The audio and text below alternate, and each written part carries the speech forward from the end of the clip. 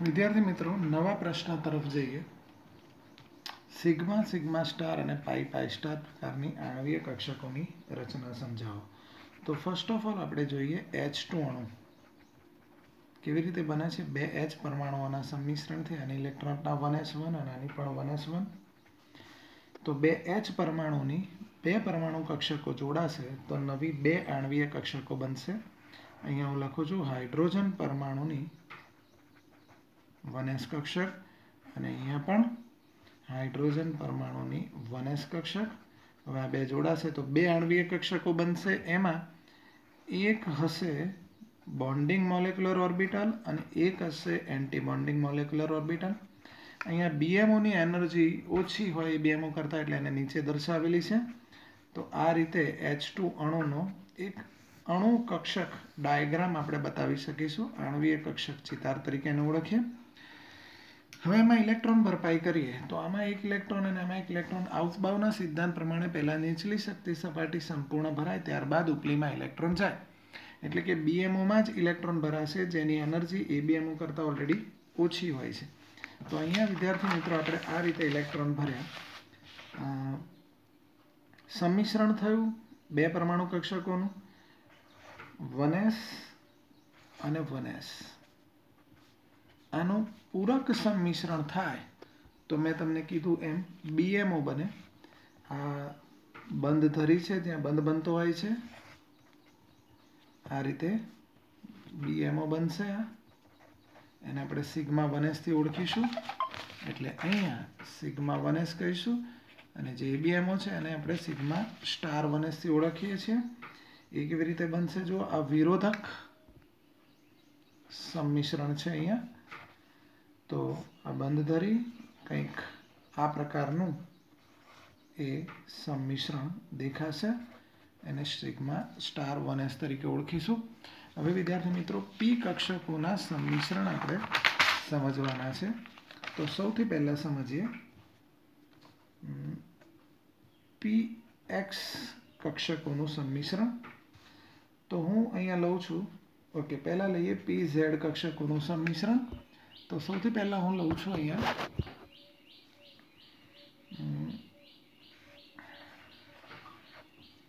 આ એક 2pZ કક્ષક લીધેલી છે. આ બીજી 2pZ કક્ષક આ બંધ ધરી છે.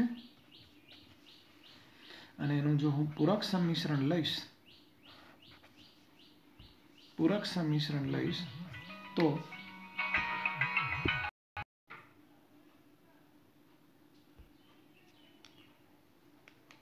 અહીંયા 2pZ કક્ષકોનું પૂરક સંમિશ્રણ આપણે બતાવીએ તો કંઈક આ પ્રકારે થશે.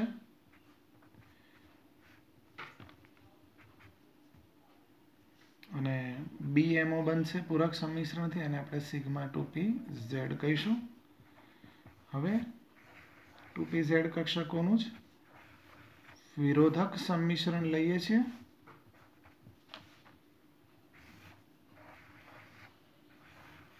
આ પ્રકારે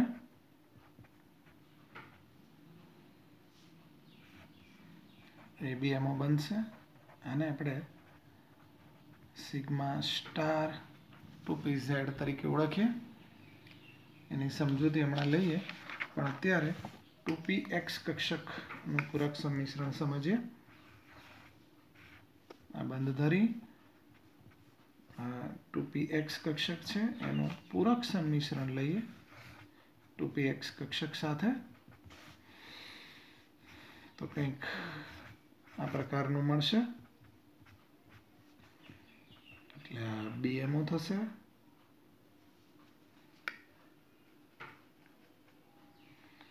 એને આપણે પાઈ 2pX કહીએ છીએ. કેમ એ હમણાં હું સમજાવું છું. હવે એનું વિરોધક સંમિશ્રણ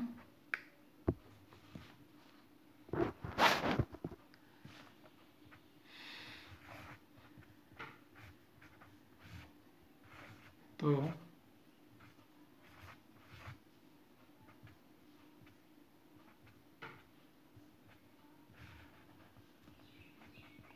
પાઈ સ્ટાર 2pX મળશે. Anti bonding molecular orbital.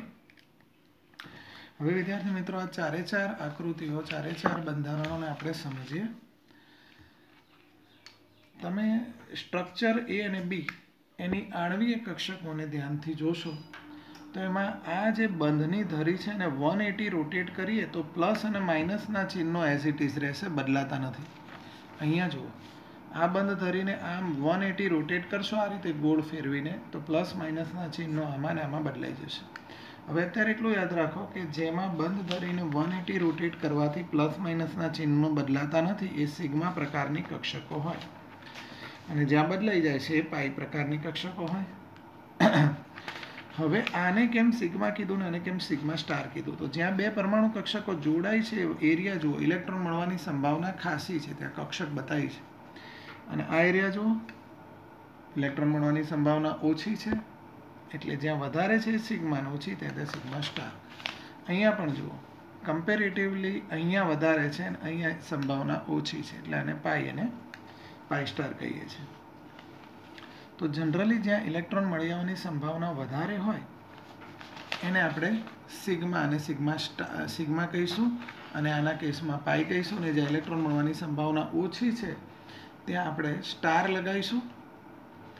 Generally electron મળી આવવાની સૌથી વધારે સંભાવના સિગ્મામાં, એનાથી ઓછી સિગ્મા સ્ટારમાં, એનાથી ઓછી પાઈમાં અને એનાથી ઓછી પાઈ સ્ટારમાં હોય છે.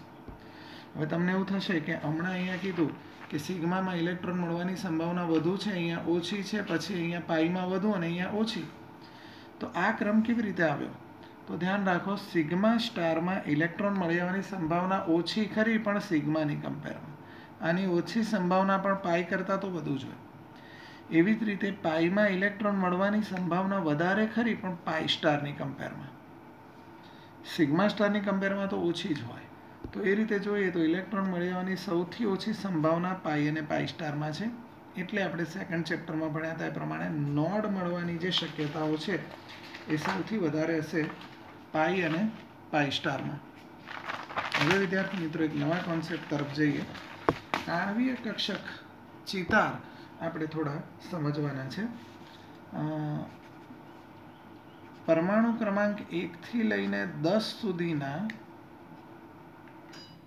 દ્વિપરમાણુક અણુઓ એટલે H2, He2,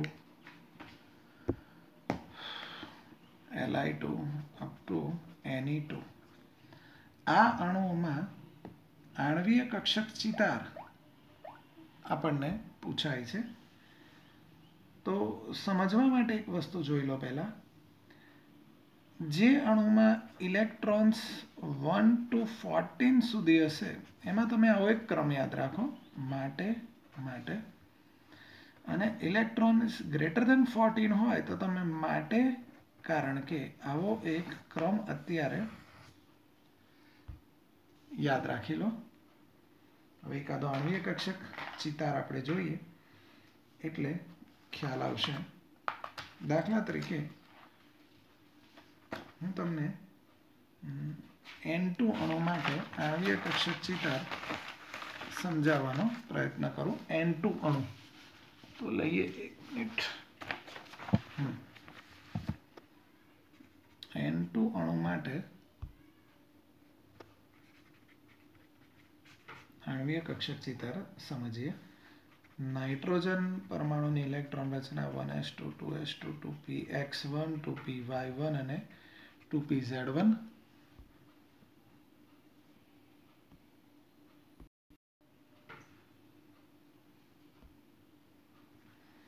બંને નાઇટ્રોજન પરમાણુની ઇલેક્ટ્રોન આ જ થશે. તો ફર્સ્ટ ઓફ ઓલ આપણે એનો ડાયાગ્રામ ડ્રો કરવા માટે લેફ્ટ સાઈડ લખીએ નાઇટ્રોજન પરમાણુની પરમાણુ કક્ષકો,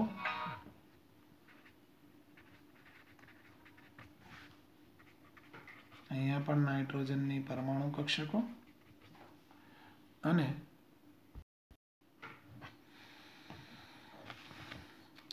મધ્યમાં આપણે લખીશું N2 અણુની અણુ કક્ષકો. બે પરમાણુ કક્ષકો જોડાઈને અણુ કક્ષકો બનાવશે બતાવીશું. અહીંયા આપણે લખીશું નાઇટ્રોજનની 1s 2s 2px 2py અને 2pz. બીજા નાઇટ્રોજનની 1s 2s 2px 2py અને 2pz. ટોટલ 2 નાઇટ્રોજનના 14 ઇલેક્ટ્રોન થાય છે. હવે 2 1s કક્ષકો જોડાશે તો 2 આણ્વીય કક્ષકો બનશે. એકને કહીશું સિગ્મા 1s અને એકને કહીશું સિગ્મા સ્ટાર 1s. એવી જ રીતે 2 2s કક્ષકો જોડાશે તો 2 આણ્વીય કક્ષક બનશે સિગ્મા 2s અને સિગ્મા સ્ટાર 2s. અને એ જ રીતે જ્યારે 6 પી કક્ષકો જોડાશે તો હમણાં મેં તમને કીધેલું પેલું માટે આ રીતે યાદ રાખો તો 6 આણ્વીય કક્ષકો બનશે. એમાં અનુક્રમે આને કહીશું પાઈ 2px pi 2py sigma 2pz. અહીંયા કહીશું પાઈ સ્ટાર 2px પાઈ સ્ટાર 2py અને આને કહીશું સિગ્મા સ્ટાર 2pz. આને વિસ્તૃત રીતે આ રીતે પણ સમજી શકાય. અહીંયા ડ્રો કરેલી છે, તમે જોઈ લો. Sigma 1s sigma star 1s sigma 2s sigma star 2s pi 2px pi 2py બંને ઇક્વલ એનર્જી લેવલ પર છે એટલે એનર્જી સરખી છે એટલે અહીંયા ઇક્વલ બતાવ્યું છે. એનાથી ઉપર સિગ્મા 2pz પાઈ સ્ટાર 2px અને પાઈ સ્ટાર 2py ઇક્વલ એનર્જી અને પછી સિગ્મા સ્ટાર 2pz. આ રીતે આપણે બતાવેલું છે. હવે નાઇટ્રોજનની જ્યારે બતાવતા હોય ત્યારે ઇલેક્ટ્રોન ભરવાના છે. કેવી રીતે ભરીશું ધ્યાનથી સમજજો. આ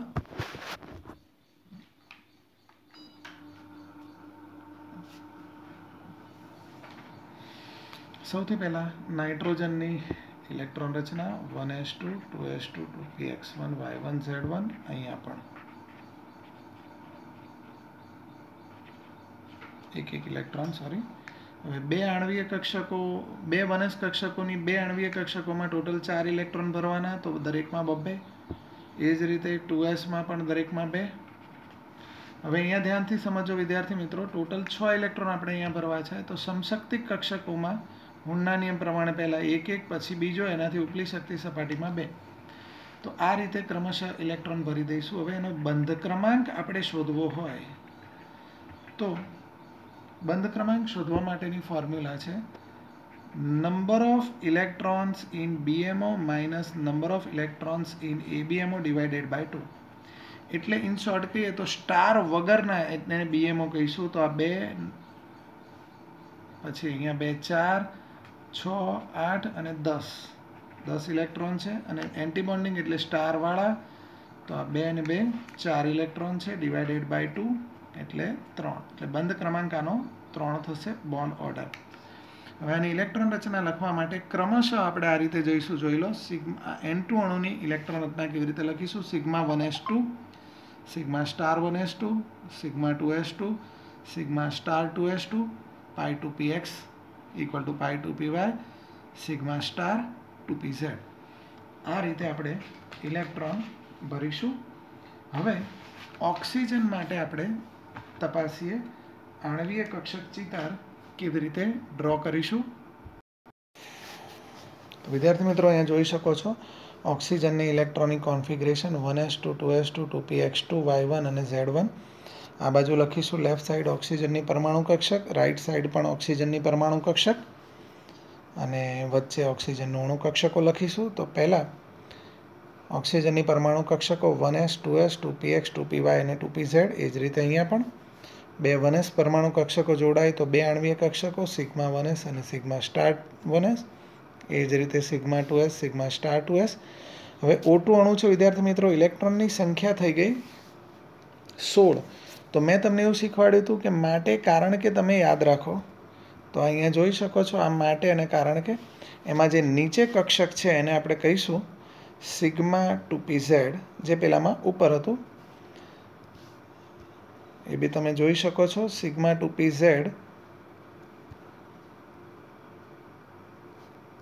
અહીંયા આપણે જોયું હતું કે જેમાં 14 ઇલેક્ટ્રોન કે તેનાથી ઉપર હોય એમાં ઉપર હતું. આ એ જ વસ્તુ આમાં નીચે આવી ગયું. આટલો જ ફેર છે. પછી pi two P X equal to pi two P Y, pi star two P X equal to pi star two P Y અને sigma star two P Z એ તો એઝ ઇટ ઇઝ. ચલો ઇલેક્ટ્રોન રચના કરીએ. 1s2 2s2 2px2 y1 અને z1. Right side પણ 1s2 2s2 2px2 y1 અને z1.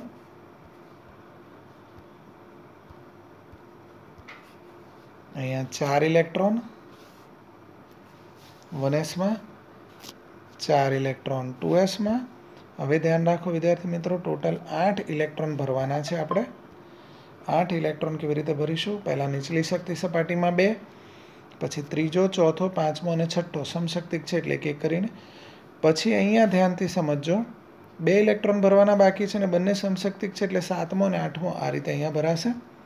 હવે આનો બંધ ક્રમાંક ગણવા માટે આપણે શું કરીશું? BMO માઇનસ ABMOના ઇલેક્ટ્રોન ડિવાઇડેડ બાય 2.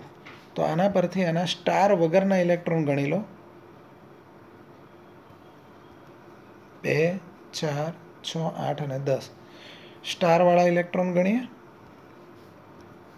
2, 4, 5 અને 6. તો હવે આના બંધ ક્રમાંકની formula 1/2 into NB minus NA.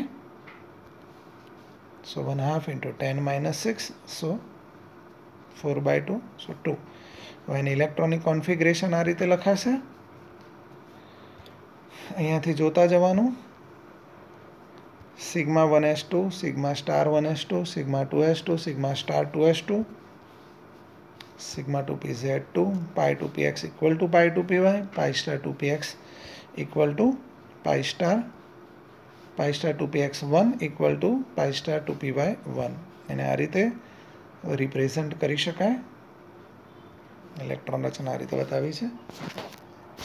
તો વિદ્યાર્થી મિત્રો, આ રીતે 14 કે તેથી ઓછા ઇલેક્ટ્રોન અને 14 થી વધારે ઇલેક્ટ્રોન ધરાવતા અણુઓ માટે આણ્વીય કક્ષક ચિતાર આપણે ડ્રો કરી શકીએ છીએ.